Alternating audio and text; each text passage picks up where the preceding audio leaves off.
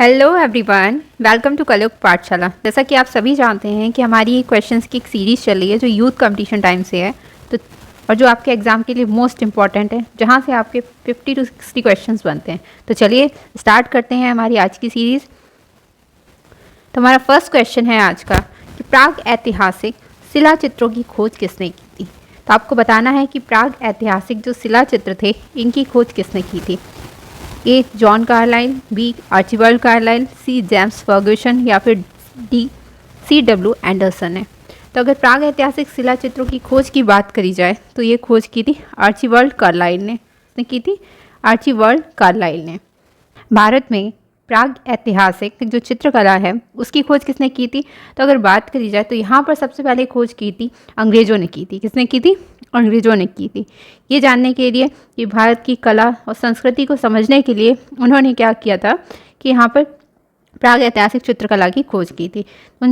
उन्हीं से प्रेरित होकर जो यहाँ पर शासन करने आए थे, यानी जो अंग्रेज सर्वप्रथम अंग्रेज़ों ने खोज की थी, पर उनसे और जो लोग प्रेरित होकर यहाँ पर शासन करने आए भारत में, उन्होंने ज्ञात तथ्यों के आधार पर जॉन कॉकबर्न तथा कार्लाइल को ही सर्वप्रथम शिला चित्रों की खोज का श्रेय दिया है। ठीक है, तो यहाँ पर अगर बात करी जाए तो भारत में प्राग ऐतिहासिक चित्रकला की खोज सर्वप्रथम अंग्रेज़ों ने की थी। किसने की थी?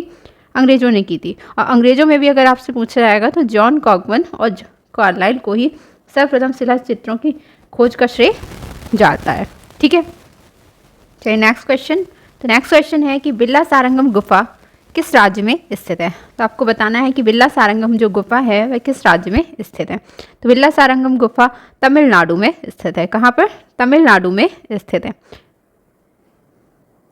आपको ये याद रखनी है, पूछी भी जाती है कि बिरला सारंगम गुफा कहाँ पर स्थित है, तो तमिलनाडु में स्थित है। ये मोस्ट इंपॉर्टेंट गुफा है, आपको अच्छे से पता होनी चाहिए। नेक्स्ट क्वेश्चन जो है कि प्राग ऐतिहासिक कालीन अधिकांश चित्र मिले हैं पुरापाषाण काल में, मध्य पाषाण काल में, नवपाषाण काल में या फिर आधुनिक काल में। तो प्राग ऐतिहासिक कालीन जो सबसे ज़्यादा चित्र हमें मिले हैं वह किस काल के मिले हैं? नवपाषाण काल के मिले हैं। किसके? नवपाषाण काल के मिले हैं। और इसको ही हम क्या कहते हैं? उत्तर पाषाण काल भी कहते हैं। नवपाषाण काल को हम क्या कहते हैं? उत्तर पाषाण काल भी कहते हैं। चलिए इसके बारे में देख लेंगे। तो प्राग ऐतिहासिक काल के चित्रों की खोज कब की गई? 1880 में की गई। कब की गई? 1880 में की गई। और उत्तर प्रदेश के कहाँ, किस जिले में? मिर्ज़ापुर ज़िले में सबसे पहले की गई थी। तो प्राग ऐतिहासिक शिला चित्रों, प्राग ऐतिहासिक जो चित्र थे उनकी खोज 1880 में की गई। कहाँ पर? तो उत्तर प्रदेश के मिर्ज़ापुर ज़िले में सबसे पहले की गई थी। और उसके बाद भारत में कई स्थानों पर ऐसे चित्रों की खोज हुई, जिनमें सबसे अधिक चित्र जो है वह किस काल के थे? नवपाषाण काल के मिले थे। ठीक है, चलिए नेक्स्ट क्वेश्चन देखेंगे। उत्तर पाषाण काल की चित्रकला के प्रमुख उदाहरण मिलते हैं। जो उत्तर पाषाण काल की चित्रकला थी उसके प्रमुख उदाहरण मिलते हैं, जैसे बेल्लारी में, मिर्ज़ापुर में, सिंघनपुर में या फिर इनमें से सभी। तो उत्तर पाषाण काल की जो चित्रकला है उसके प्रमुख उदाहरणों की अगर बात करी जाए तो बेल्लारी भी, यहाँ से भी हमें उत्तर पाषाण काल की चित्रकला के प्रमाण मिले हैं। मिर्ज़ापुर हो गया, सिंघनपुर हो गया, यानी हमारा राइट ऑप्शन हो जाएगा इनमें से सभी। इनमें से सभी जगह हमें उत्तर पाषाण काल की जो चित्रकला है उसके उदाहरण प्राप्त हुए हैं। ठीक है, ऐतिहासिक काल के उत्तर पाषाण काल से चित्रकला का प्रारंभ माना जाता है। अब आपको यहाँ पर याद रखना है कि कहाँ से चित्रकला का प्रारंभ माना जाता है। तो प्राग ऐतिहासिक काल के उत्तर पाषाण काल से, उत्तर पाषाण काल या फिर इसी को हम कहते हैं नवपाषाण काल, यहीं से चित्रकला का जो प्रारंभ है कहाँ से माना जाता है? तो उत्तर पाषाण काल से माना जाता है। ठीक है, उत्तर पाषाण काल में चित्रों की खोज जो सबसे पहले की गई है वह 1880 ईस्वी में कहाँ पर की गई थी? मिर्ज़ापुर में की गई थी। तो उत्तर पाषाण काल में चित्रों की जो खोज है वह सबसे पहले कब की गई? 1880 में की गई थी। और वो कहाँ की गई थी? मिर्ज़ापुर में की गई थी। उत्तर पाषाण कालीन चित्रकला के अगर प्रमुख केंद्रों की बात करी जाए तो आपको याद रखना है कि प्रमुख केंद्रों में कौन कौन से हैं। तो इसके अंतर्गत आता है आपका मिर्ज़ापुर, भीमबेटका, पंचमढ़ी, होशंगाबाद, बेल्लारी और सिंघनपुर। तो ये हैं ऐसे केंद्र जो उत्तर पाषाण कालीन जहाँ से हमें चित्रकला के प्रमाण प्राप्त हुए हैं। आई होप आपको ये सारे पॉइंट्स अच्छे से क्लियर हो गए होंगे। ये सारे ही पॉइंट्स इंपॉर्टेंट है और यहाँ से क्वेश्चंस बनते हैं कि चित्रकला का हमें प्रारंभ कहाँ से देखने को मिलता है? उत्तर पाषाण काल से। उत्तर पाषाण काल में चित्रों की खोज सबसे पहले कब की गई थी? तो 1880 में। कहाँ पर? मिर्ज़ापुर में की गई थी। और उत्तर पाषाणकालीन आपको चित्रकला के प्रमुख केंद्र भी याद रखने हैं। चलिए नेक्स्ट क्वेश्चन देखेंगे। तो गुफा मानव लोग भित्ति चित्र के लिए किस प्रकार के रंगों का प्रयोग करते थे? तो आपको बताना है कि जो गुफा मानव थे यानी जो आदि मानव थे वो क्या करते थे, भित्ति चित्रण के लिए किस प्रकार के रंगों का प्रयोग करते थे? खनिज रंग, मिट्टी के रंग, रासायनिक रंग या फिर वानस्पतिक रंग? तो इसका राइट ऑप्शन हो जाएगा ऑप्शन बी, मिट्टी के रंग का ये लोग प्रयोग किया करते थे। यानी जो गुफा मानव थे वह मिट्टी के रंग का प्रयोग करते थे, किसके लिए? भित्ति चित्रण के लिए। और इसको देख लेंगे। तो गुफा मानव लोग भित्ति चित्रण के लिए मिट्टी के रंग का प्रयोग करते थे। ठीक है, मिट्टी के रंग का प्रयोग करते थे। और अधिकांश इसमें अगर बात करिए कोई एक रंग पूछा जाए तो अधिकांश गेरुए रंग का प्रयोग किया गया है। यानी जो आदि मानव थे इनके द्वारा जो गुफा चित्र बनाए गए उनमें किस रंग का प्रयोग ज़्यादा किया गया था? तो गेरुए रंग का प्रयोग अधिकांशतः हुआ था। इन रंगों को स्थायी बनाने के लिए क्या किया करते थे? तो जो ये मिट्टी के रंग थे इनको स्थायी बनाने के लिए, यानी स्थायी बनाने का मतलब कि जो इन्होंने चित्र बनाए हैं और रंगों से तो वो लंबे समय तक कैसे चले, तो इसके लिए इन्होंने इन चित्रों को स्थायी बनाने के लिए जानवरों की चर्बी में मिलाकर चित्रों में लगाया था। यानी जो रंग होते थे उनमें जानवरों की जो चर्बी होती थी उसको मिलाते थे और उससे ये क्या करते थे, चित्रों में लगाते थे। तो इस तरह से क्या होता था, जो चित्र हैं उन पर जो रंग हैं वह स्थायी हो जाते थे। चलिए नेक्स्ट क्वेश्चन देखेंगे। ऑरिग्नेशियन एवं मैग्डलेनियन शब्दावली किस संदर्भ में प्रयुक्त होती है? तो आपको बताना है जो ऑरिग्नेशियन है या फिर मैग्डलेनियन शब्दावली है वह किस संदर्भ में प्रयुक्त होती है? ए बरोक कला, पूर्व ऐतिहासिक कला, पुनर्जागरण कला या फिर रोकोको कला? तो ऑरिग्नेशियन मैग्डलेनियन शब्दावली पूर्व ऐतिहासिक कला के अंतर्गत इस शब्दावली का प्रयोग किया जाता है। ऑरिग्नेशियन एवं मैग्डलेनियन शब्दावली किस संदर्भ में प्रयुक्त होती है? तो पूर्व ऐतिहासिक कला के संदर्भ में। ठीक है, अब इसको समझ लेंगे एक बार। तो प्राग ऐतिहासिक जो काल है उसके मानव की जो संस्कृति और सभ्यता थी उसका कोई हमें लिखित विवरण ना मिलने के कारण उनके द्वारा जो बनाए गए चित्र या आलेखन ही उनके विचारों के आदान प्रदान एवं संस्कृति का संवाहन थे। तो आप जानते ही हैं कि प्राग ऐतिहासिक काल के जो मानव थे उनकी अगर हमें संस्कृति और सभ्यता को जानना है तो उसके लिए उनके द्वारा जो बनाए गए चित्र हैं हम उन चित्रों के द्वारा ही उनकी जो संस्कृति है उसको जान पाते हैं।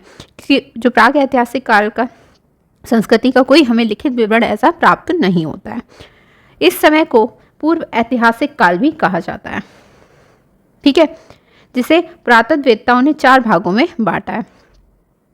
यानी ऐसा काल जब मानव को लिखित विवरण ना होने के कारण उनके द्वारा जो बनाए गए चित्र और आलेखन ही उनके विचारों के आदान प्रदान एवं संस्कृति का संवहन करते थे। और इस समय को क्या कहा जाता है? पूर्व ऐतिहासिक काल कहा जाता है। और इसी पूर्व ऐतिहासिक काल को पुरातत्ववेत्ताओं ने 4 भागों में बांटा है।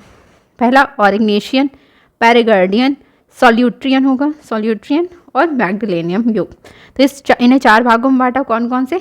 ऑरिग्नेशियन, पैरेगार्डियन, सॉल्यूट्रियन या फिर मैग्डलेनियन युग। तो आपको ये चारों नाम अच्छे से लर्न करने हैं कि किस काल से संबंधित है? तो पूर्व ऐतिहासिक काल से संबंधित है। इस समय की जो कला है उसको पूर्व ऐतिहासिक काल की कला कहा जाता है और इस समय की जो कला रही उसको क्या कहा जाता है? पूर्व ऐतिहासिक काल की कला कहा जाता है। ठीक है, आई होप आपको क्लियर होगा। तो प्राग ऐतिहासिक चित्रों के संदर्भ में निम्नलिखित कथनों में से कौन सा कथन असत्य है? तो आपको बताना है कि प्राग ऐतिहासिक जो चित्र हैं उनके संदर्भ में ऐसा कौन सा कथन है जो असत्य है। तो आप जानते हैं प्राग ऐतिहासिक चित्रों का मुख्य विषय शिकार था। अब जानते हैं कि प्राग ऐतिहासिक चित्रों का मुख्य विषय शिकार या आखेट रहा है। ठीक है, ये तो सही हो गया। नेक्स्ट, प्राग ऐतिहासिक चित्र गुफावासियों द्वारा बिना किसी कला दक्षता के बनाए गए। प्राग ऐतिहासिक जो चित्र हैं वे गुफावासियों द्वारा बिना किसी कला दक्षता के बनाए गए। बिल्कुल, उन्हें कोई कला की दक्षता नहीं थी उनमें। प्राग ऐतिहासिक चित्रों में दमकता लाल, चमकीला नीला एवं प्रफुल्ल हरा रंग भरा गया है? नहीं। जो प्राग ऐतिहासिक चित्र थे उनमें ज़्यादातर गेरुए रंग का प्रयोग किया गया है। ठीक है, तो ये माना जाता है गलत। मानव व पशु आकृतियों को बनाने से पहले गुफा की भित्तियों पर पृष्ठभूमि में कहीं कोई रंग की तह नहीं लगाई गई है। तो ये भी सही है कि इन चित्रों को बनाने से पहले उन्होंने कोई रंग की तह नहीं उसमें लगाई है, तो डायरेक्ट उन्होंने चित्र बनाए हैं। तो आपको यहाँ पर याद रखना है यहाँ पर कैसे रंग का प्रयोग किया गया है? गेरुए रंग का प्रयोग किया गया है। तो प्राग ऐतिहासिक चित्रों का विषय क्या था? शिकार या आखेट था। क्या था? शिकार या आखेट था। और तथा इनके रंग में गेरुए रंग का प्रयोग किया गया है। इन चित्रों का धरातल गुफा एवं चट्टानों की दीवार एवं छत थे। तो आपको पता है कि प्रागैतिहासिक चित्रों का धरातल क्या था, गुफाएं थी या फिर गुफा और चट्टानों की जो दीवार और छत हुआ करती थी उस पर इन्होंने चित्र बनाए थे। ठीक है, चलिए नेक्स्ट क्वेश्चन देखेंगे। तो नेक्स्ट है कि अल्टामीरा की गुफा में किस जानवर का चित्र अधिक दिखाई पड़ता है। तो आपको यहाँ पर पूछी गई है अल्टामीरा की गुफा और यहाँ पर किस जानवर का जो चित्र है वो सबसे अधिक दिखाई पड़ता है, बैल, हाथी, भालू या फिर जंगली भैंस का। तो इसका राइट आंसर हो जाएगा जंगली भैंस का। ये आपको याद रखना, ये मोस्ट इंपॉर्टेंट क्वेश्चन है और कई बार पूछा हुआ क्वेश्चन है। तो यहाँ पर अगर अल्टामीरा गुफा की बात करी जाए तो यहाँ पर जंगली भैंस का जो चित्र है अधिक दिखाई पड़ता है। अल्टामीरा की गुफाओं में जंगली भैंस का चित्र अधिकांशतः दिखाई पड़ता है। यद्यपि इस गुफा में लगभग 150 चित्र मिले हैं। ठीक है, और अन्य पशुओं के नाम जो चित्र में अंकित हैं, जैसे अगर अन्य पशुओं के अगर नामों की बात करी जाए और किस किस के चित्र हमें अल्टामीरा की गुफाओं से प्राप्त हुए हैं तो वह हो गए जंगली बकरा, जंगली घोड़ा, बारहसिंगा और हिरनी। मगर आपको जो याद रखना है वो जंगली भैंस रखना है, क्योंकि ये मोस्ट इंपॉर्टेंट है और यही पूछा भी जाता है कि सबसे अधिक किसका मिला है, तो जंगली भैंस का मिला है। और कितने चित्र मिले हैं, तो 150 चित्र मिले हैं। और भी अन्य चित्रों की अगर बात करी जाए तो जंगली बकरा, जंगली घोड़ा, बारहसिंगा और हिरनी आदि के चित्र हमें प्राप्त हुए हैं। नेक्स्ट क्वेश्चन देख लेंगे। पंचमढ़ी स्थित है उत्तर प्रदेश में, पश्चिम बंगाल में, मध्य प्रदेश में या फिर छत्तीसगढ़ में। तो जो पंचमढ़ी है वह कहाँ पर स्थित है, मध्य प्रदेश में। ठीक है, आपको याद रखना है कि पंचमढ़ी कहाँ पर स्थित है, मध्य प्रदेश में स्थित है। पंचमढ़ी मध्य प्रदेश में स्थित है। इस क्षेत्र की महादेव पर्वतमालाओं के शैल चित्रों में को प्रकाश में लाने का श्रेय किसको जाता है, G.R. हंटर को। यानी पंचमढ़ी आपका कहाँ पर है, सबसे पहले तो यही क्वेश्चन बन जाता है, मध्य प्रदेश में। ठीक है, और यहाँ पर जो यानी पंचमढ़ी की अगर क्षेत्र की बात की जाए तो यहाँ पर महादेव पर्वत श्रृंखला है। ठीक, महादेव पर्वतमाला है जिसके शैल चित्रों को, यहाँ पर जो शैल चित्र मिले हैं उनको प्रकाश में लाने का प्रथम श्रेय यानी सबसे पहले प्रकाश में लाने का श्रेय किसको जाता है, डॉक्टर G.R. हंटर को जाता है। ठीक है, नेक्स्ट क्वेश्चन देखेंगे। अशोक के किस अभिलेख पर मयूर की आकृति है। तो आपको बताना है जो अशोक थे उनके ऐसे कौन से अभिलेख है जिस पर मयूर की आकृति हमें प्राप्त होती है। ए इलाहाबाद, बी सारनाथ, सी लुम्बिनी या फिर डी नंदनगढ़। और ये मोस्ट इंपॉर्टेंट क्वेश्चन है, यहाँ पर मोस्ट इंपॉर्टेंट का मार्क कर लीजिए, क्वेश्चन जरूर कई बार आया हुआ क्वेश्चन है कि अशोक के किस अभिलेख पर मयूर की आकृति है। ठीक है, तो इसका राइट ऑप्शन हो जाएगा ऑप्शन डी नंदनगढ़। नंदनगढ़ यहाँ से जो अभिलेख मिला है उसमें मयूर की आकृति प्राप्त हुई है। अशोक के द्वारा निर्मित करवाए गए लौरिया नंदनगढ़ नामक स्तंभ, ठीक है, लौरिया नंदनगढ़ नामक क्या है, एक स्तंभ लेख है, यानी स्तंभ पर लेख करवाया गया है। स्तंभ लेख या फिर अभिलेख पर हमें मयूर की आकृति का अंकन मिलता है, जहाँ पर मयूर की आकृति बनाई गई है।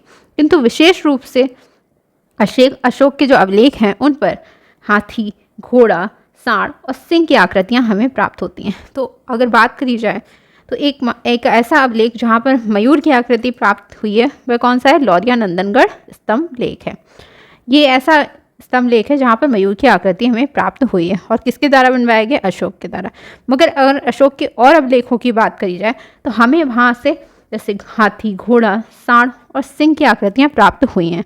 ठीक है, तो आपको मयूर याद रखना है कि कहाँ से प्राप्त हुई है। ठीक है, नेक्स्ट, नवपाषाण युग में मानव कहाँ रहता था। तो आपको बताना है कि नवपाषाण युग जब आया तो उसमें मानव कहाँ रहता था, जंगल में, बस्तियों में, शहरों में या फिर पहाड़ों में।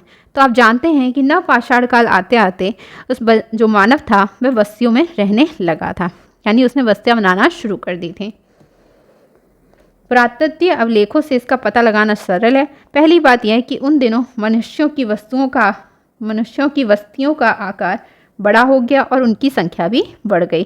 सच पूछा जाए तो नवपाषाण युग के आरंभ को नवपाषाण क्रांति की संज्ञा दी गई है। तो यहाँ पर आपने देखा कि जो नवपाषाण युग है उसी में मनुष्यों की बस्तियों का आकार है वह बड़ा हो गया और उनकी संख्या भी बढ़ने लगी।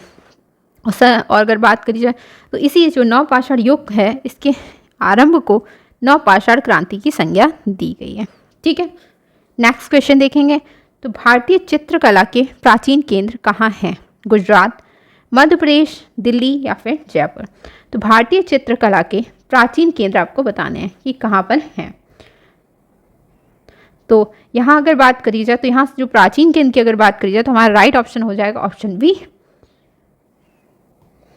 बी मध्य प्रदेश। ठीक है, क्योंकि आप जानते हैं मध्य प्रदेश की अगर जगहों की बात करी जैसे होशंगाबाद और भीमबेटका हो गई, यहाँ से हमें प्राचीन केंद्र प्राप्त हुए हैं। ठीक है, होशंगाबाद और क्या हो गई, भीमबेटका हो गई, इन सभी जगह से हमें क्या है, किसकी प्राप्ति हुई है, तो यहाँ से हमें प्राचीन केंद्र प्राप्त हुए हैं, किसके, प्रागैतिहासिक काल के। ठीक है, चलिए अगर इसकी बात करी जाए तो ये भारतीय चित्रकला का प्राचीन केंद्र क्या है, मध्य प्रदेश, जहाँ होशंगाबाद और भीमबेटका है। ठीक है, चलिए नेक्स्ट क्वेश्चन देखेंगे। आदि मानव चित्र बनाने के लिए किन रंगों का प्रयोग करते थे? तो आदि मानव जब चित्र बनाते थे उसके लिए किन रंगों का प्रयोग करते थे?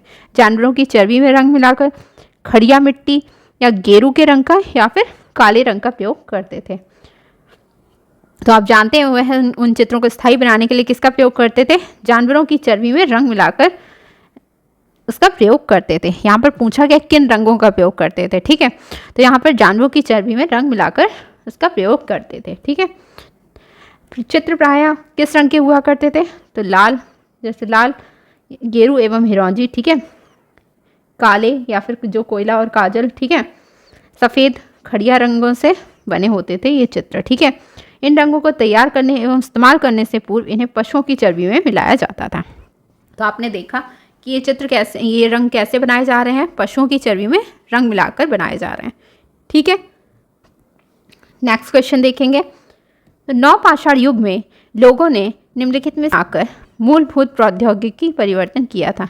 ये बात हो रही है नवपाषाण युग की। नवपाषाण युग में कई सारे चेंजेस आए थे, तो उसी में ये भी है एक, लोगों ने मूलभूत प्रौद्योगिकी परिवर्तन किया था। आखेट को, कृषि को, या फिर व्यापार, या फिर मछली पालन। तो अगर नवपाषाण युग की बात करी जाए तो ये लोग कृषि भी करने लगे थे, इन्होंने बस्तियां भी बना ली थी। ठीक है, तो आपको याद रखना कि बस्ती भी याद रखनी है और कृषि भी याद रखनी है। ठीक है, तो नवपाषाण काल की प्रमुख विशेषता क्या रही है? कृषि या पशुपालन का प्रारंभ रहा है। तो जो आपसे पूछा जा सकता है कि कृषि और पशुपालन का प्रारंभ कब हुआ था, तो नवपाषाण काल में हुआ था। एवं पॉलिशदार पाषाण उपकरणों, विशेषकर कुल्हाड़ियों का निर्माण भी किया गया था। तो पॉलिशदार अगर बात करी जा रही है तो भी नवपाषाण काल हो जाता है। मानव सभ्यता के इतिहास में कृषि के प्रारंभ को एक क्रांति के रूप में देखा गया था, और ये क्रांति भी कब आई थी? नवपाषाण काल में ही आई थी। ठीक है, बिल डुरेंट के शब्दों में समस्त मानव इतिहास के एक प्रकार से दो क्रांतियों पर आधारित है, जैसे नवपाषाणकालीन आखेट से कृषि में संचरण तथा आधुनिक कृषि से उद्योग में संचरण। ठीक है, चलिए नेक्स्ट, प्राग ऐतिहासिक चित्रों में किसका महत्व है? तो आपको बताना है रेखाओं का, रंग का, रेखा और रंग का, या फिर डी प्रकृति का।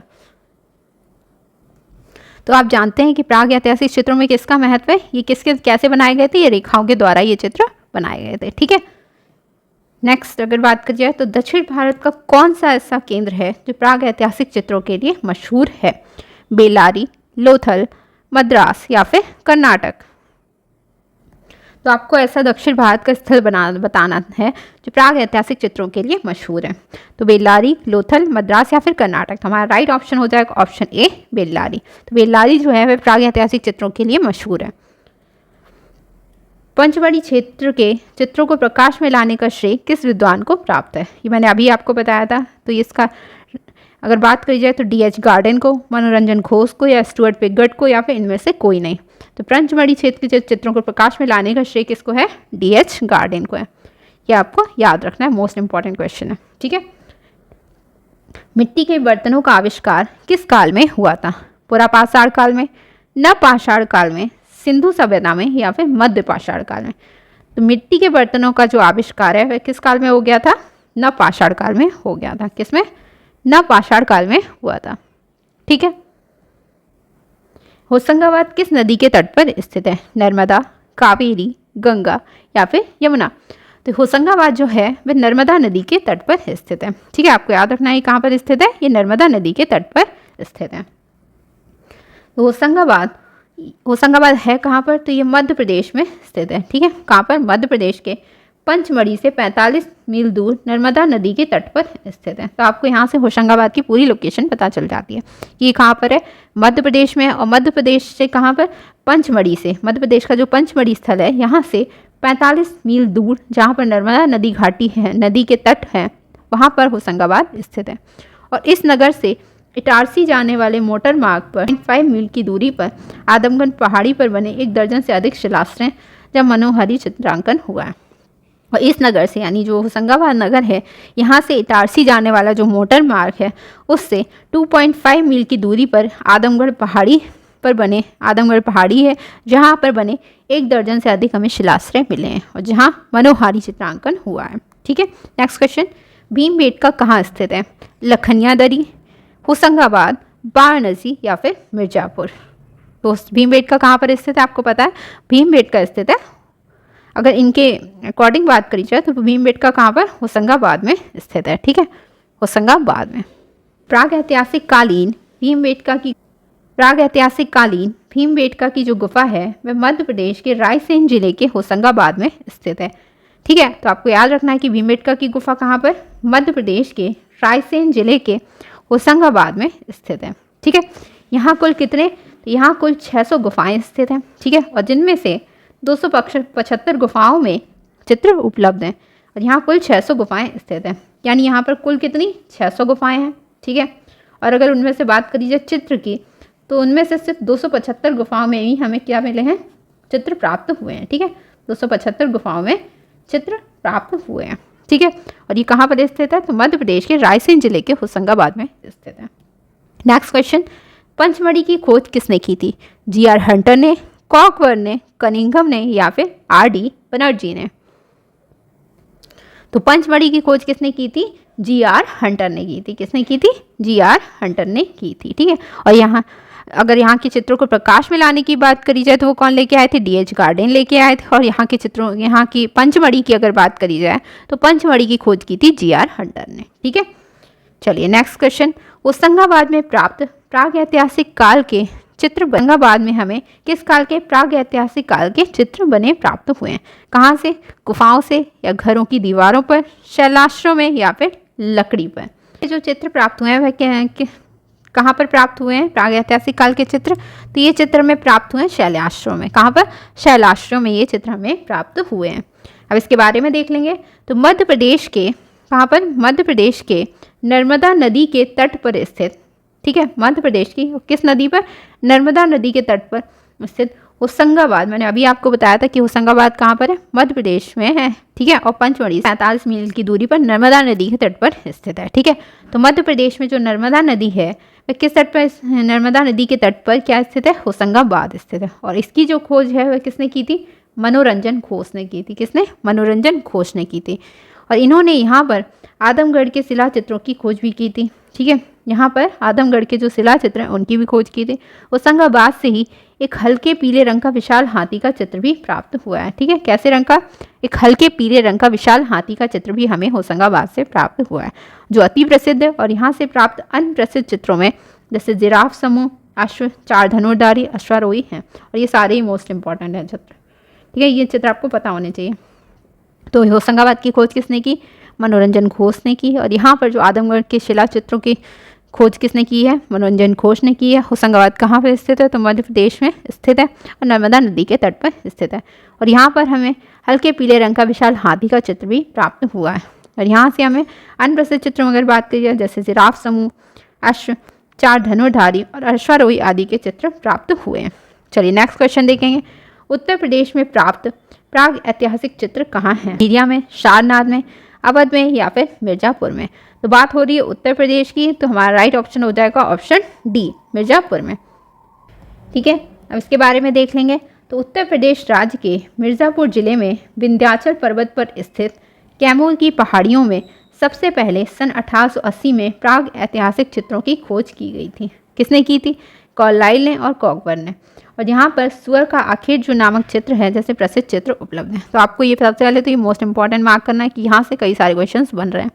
यहाँ की अगर बात करी जाए तो उत्तर प्रदेश राज्य के किस जिले से? मिर्ज़ापुर जिले में पर्वत पर स्थित कौन सी पहाड़ी? कैमूर की पहाड़ियों में सबसे पहले हमें कब चित्र प्राप्त हुए? सन 1880 में।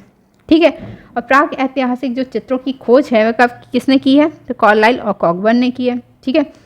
और यहाँ पर हमें सुअर का आखेट नामक जो प्रसिद्ध चित्र है वह प्राप्त हुआ है। ठीक है। भारत में प्राग ऐतिहासिक चित्र कहाँ प्राप्त हुए हैं? मुजफ्फरपुर में, बिंदकी में, खुर्जापुर में या फिर सरगुजा में? तो हमारा राइट ऑप्शन हो जाएगा ऑप्शन डी, सरगुजा। तो भारत में अगर बात हो रही है तो कहाँ पर? सरगुजा में। ठीक है। 1880 में मिर्ज़ापुर में पंख पोशाक युक्त अनेक चित्र खुदी चट्टानों पर हमें मिले हैं।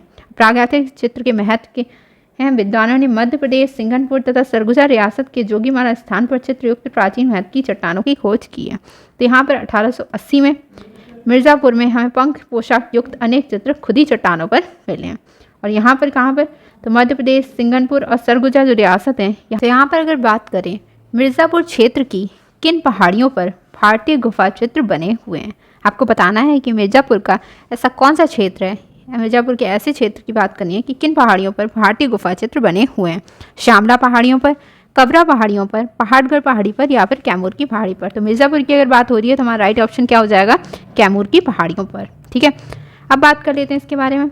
तो उत्तर प्रदेश में किस जिले में? मिर्ज़ापुर जिले में स्थित कौन सी कैमूर की पहाड़ियों पर हमें क्या मिले हैं? भारतीय गुफा चित्र बने हुए मिले हैं। ठीक है। तो उत्तर प्रदेश के मिर्ज़ापुर जिले में कैमूर की पहाड़ियों पर हमें भारतीय गुफा चित्र बने हुए मिले हैं, जो विंध्याचल पर्वत के कैमूर घाटी में स्थित हैं। कहाँ पर स्थित हैं ये चित्र? तो भारतीय गुफा चित्र जो हमें मिले हैं वह कहाँ पर स्थित हैं? तो विंध्याचल जो पर्वत है उसकी कैमूर घाटी में स्थित हैं। ठीक है। यहाँ पर हमें 1883 के हरनी हरण नामक गुफा में सांवर और बारहसिंघा आदि के चित्रों की खोज की गई है। ठीक है। नेक्स्ट क्वेश्चन देखेंगे। तो मिर्ज़ापुर की गुफाओं में सर्वाधिक चित्र इस विषय पर हैं। तो आपको बताना है कि जो मिर्ज़ापुर की गुफा है वहाँ पर सर्वाधिक चित्र किस विषय पर हैं। तो मिर्ज़ापुर की जो गुफाएं हैं उनमें सर्वाधिक चित्र किस पर हैं? तो आखेट पर हैं। कहाँ किस पर है? आखेट पर हमें ये चित्र प्राप्त हुए हैं। यानी जो भी ज़्यादातर चित्र हैं वह प्रागैतिहासिक काल के, वहाँ से हमें आखेट के ही चित्र प्राप्त हुए हैं। ठीक है। Next question. मिर्ज़ापुर से प्राप्त प्राग ऐतिहासिक चित्रों में नृत्य का दृश्य किस गुफा में अंकित है? तो आपको बताना है कि मिर्ज़ापुर में ऐसे प्राग ऐतिहासिक चित्र जहाँ पर हमें नृत्य का दृश्य मिला है किस गुफा में अंकित है? पंचमढ़ी में, मुबादरी में, लिखुनिया में या फिर भलडारिया में? तो ये चित्र मिले हैं हमें लिखुनिया से। ठीक है। कहाँ से? लिखुनिया से हमें नृत्य का दृश्य प्राप्त हुआ है। लिखुनिया कहाँ पर है? तो लिखुनिया जो है वह उत्तर प्रदेश के मिर्ज़ापुर में स्थित है। कहाँ पर? उत्तर प्रदेश के मिर्ज़ापुर जिले में स्थित है। और लिखुनिया गुफा क्या है? एक छोटी पहाड़ी पर गरई नदी के किनारे स्थित है। और ये कहाँ पर स्थित है? उत्तर प्रदेश के मिर्ज़ापुर जिले में तो स्थित है, मगर किस पहाड़ी पर? एक छोटी पहाड़ी है किनारे स्थित है। ठीक है। एक छोटी पहाड़ी पर गरई नदी के किनारे स्थित है। और यहाँ पर हमें पशु आखेट का, हाथी का शिकार व नृत्य वादन के दृश्य हमें प्राप्त हुए हैं। ठीक है। नेक्स्ट क्वेश्चन देखेंगे। घायल सुअर का गुफा चित्र कहाँ है? आपको बताना है कि घायल सुअर का जो गुफा चित्र हमें प्राप्त हुआ है वह कहाँ से मिला है? मिर्ज़ापुर से, बेल्लारी से, मानिकपुर से या फिर अमरनाथ से? तो घायल सुअर का जो गुफा चित्र हमें प्राप्त हुआ है कहाँ से? मिर्ज़ापुर से। ठीक है। कहाँ से? मिर्ज़ापुर से प्राप्त हुआ है। और अगर यहाँ की बात करी जाए तो उत्तर प्रदेश के मिर्ज़ापुर जिले के भलडारिया नामक पहाड़ी क्षेत्र से हमें घायल सुअर का चित्र प्राप्त हुआ है। किस पहाड़ी से? तो भलडारिया नामक जो पहाड़ी है, पहाड़ी क्षेत्र है, यहाँ से हमें घायल सुअर का चित्र प्राप्त हुआ है। और सुअर के आखेट का गुफा चित्र ये प्राप्त हुआ है हमें। ठीक है। कहाँ से? उत्तर प्रदेश के मिर्ज़ापुर जिले के भलडारिया नामक जो पहाड़ी है इस क्षेत्र से हमें घायल सुअर के आखेट का गुफा चित्र प्राप्त हुआ। ये हो गए आपके आज के क्वेश्चंस। आई होप आपको आज की क्लास अच्छी लगी होगी और एक एक पॉइंट अच्छे से क्लियर हो गया होगा। अगर आपको वीडियो अच्छी लगी है तो वीडियो को लाइक करें, शेयर करें और चैनल को सब्सक्राइब करें। मिलते हैं नेक्स्ट वीडियो में, तब तक के लिए थैंक यू।